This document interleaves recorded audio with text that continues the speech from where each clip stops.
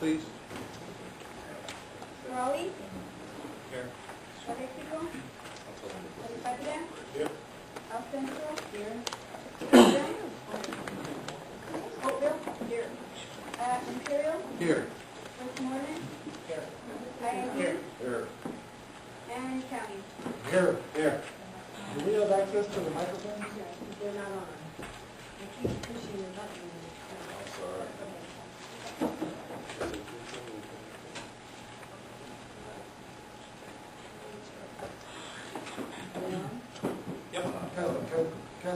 Well, let's wait a second. Testing. Let's see, from Chocolate Mountains to the sea. Okay.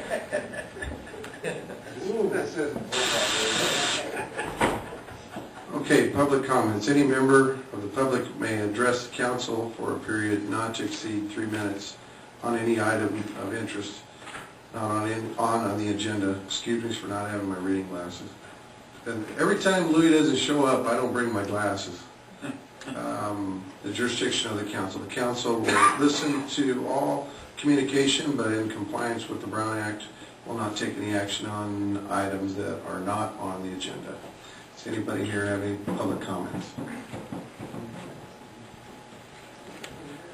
Good evening, members of IVAG. First of all, I'd like to thank those who are a member of LTA for your decision tonight. As a private citizen, I'd like to say I commend you.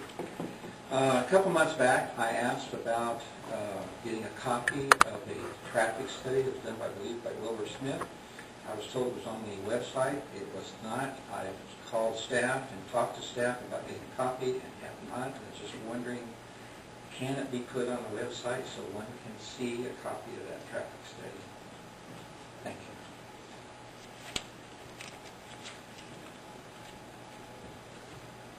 you. Any other public comments? Seeing none, we'll move on to approval of consent items 4.1 and 4.2. Second. Have a motion and a second. All in favor? Aye. Opposed? Okay. Discussion action items 1.1, public transit system fare analysis.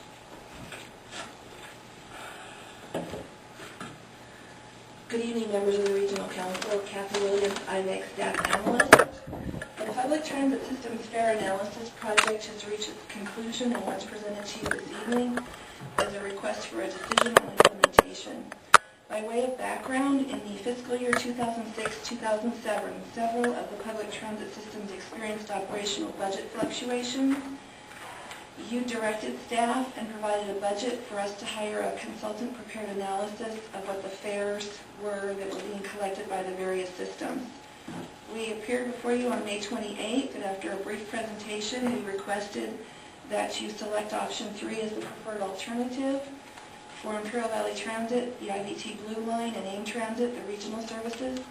You directed us to circulate the draft Public Transit Services Fare Analysis for public comment, which we have done, and that you directed staff to return for adoption of this fare analysis and direction on implementation on June 25th of 2008. In the audience tonight, we do have the principal of Nelson Nygaard out of the Bay Area, Ms. Linda Ryan. She has prepared a PowerPoint presentation which summarizes the approximately 200-page document, covers the methodology, covers the public participation, covers the stakeholder interviews, and basically shows how we got to the place where we are this evening. At the conclusion of the PowerPoint presentation, we would request that you consider public comments. There is also a letter from the STAC, the Social Services Transportation Advisory Council, and that we would then ask that after consideration of the presentation and the public comments, that you adopt the Public Transit System Fare Analysis and direct staff to implement the preferred alternative, which is option 3 for the regional transit services. If there are no preliminary questions, I'll turn this part of the presentation over then to Ms. Ryan.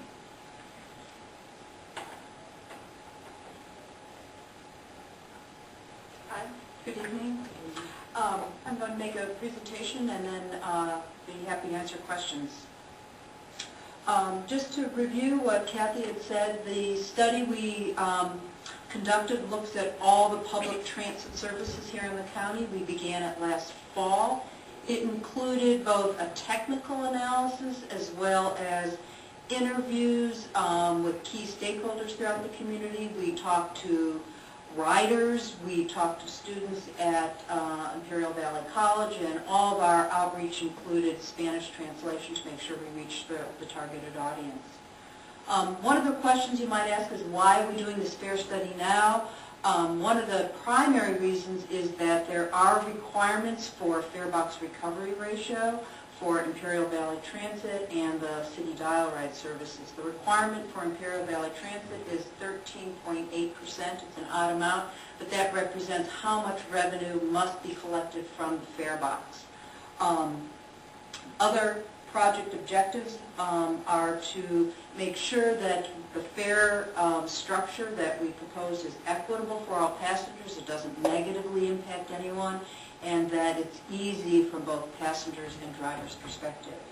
The objectives for today, as Kathy had mentioned, I'll just reiterate, is to consider and accept the report and to accept public comment, and then to adopt our preferred recommended option 3. Other actions that need to be taken by the individual cities, since the report does include fare recommendations for the local city dial rides, and those actions have to be taken directly by the cities. Just a quick overview. This is a map that shows the current zonal structure for Imperial Valley Transit today. Boy, this thing is advancing on its own. This next map shows we're proposing a revised, simplified fare structure that looks at local fares and regional fares, and this map shows what those fare zones are. This is a detailed chart, but I'll just highlight the key points. The first column you see where it says current 5-zone fare structure. The current fares locally today on IVT it costs 60 cents when you're traveling locally. Costs $1 for regional travel. We're recommending option 3, which would increase local fares from 60 to 75 cents, and regional fares, if you're crossing into a zone, would initially stay the same at $1. We're proposing a 2-step process. This is so passengers wouldn't be negatively impacted. We're proposing it in 2 steps. So initially the regional fares would stay at $1, and then after 2 years it would go to $1.25. We're also proposing that the fares for the express fares for college students remain unchanged at $1. Fares for seniors, people with disabilities, and Medicare card holders, there would actually be a drop in the fares. That's to comply with the federal requirement that there be a 50% discount. The requirement is that the discount be provided only during the peak period, but we're suggesting it be all day long, since it would be difficult to administer from passengers and drivers' perspective. We're also suggesting that the age requirement may stay the same at 60, whereas the federal requirement is 65 years. This chart shows, if anyone's interested in the detail, I'll be happy to answer questions, but essentially what this is something that IVT does whenever it does planning studies, looks at some of the major origin destinations people travel, and we looked at what the fares are today and what they would be under the proposed fares. I'll be happy to answer questions, but I think it's probably best to move along. One of the things we're suggesting in response to passenger feedback and stakeholder input is that there be a new fare instrument, a day pass. That's not something that's offered today. Many riders that ride infrequently, but when they do, they use the system a lot, so we're recommending a day pass that would be sold on board buses, and people could ride unlimited throughout the day for one set price. Along with fare increases on IVT, we're also recommending fare increase on AIM Transit, which is the door-to-door, or rather the curb-to-curb service for people with disabilities. The fare right now is 2 times the cash fare on IVT, which is consistent with the federal guidelines, and we're proposing that that approach be followed as well. So the fare would increase, at least initially for local trips, from $120 to $150, and regional trips initially would maintain at $2, and then increase at the second step fare increase.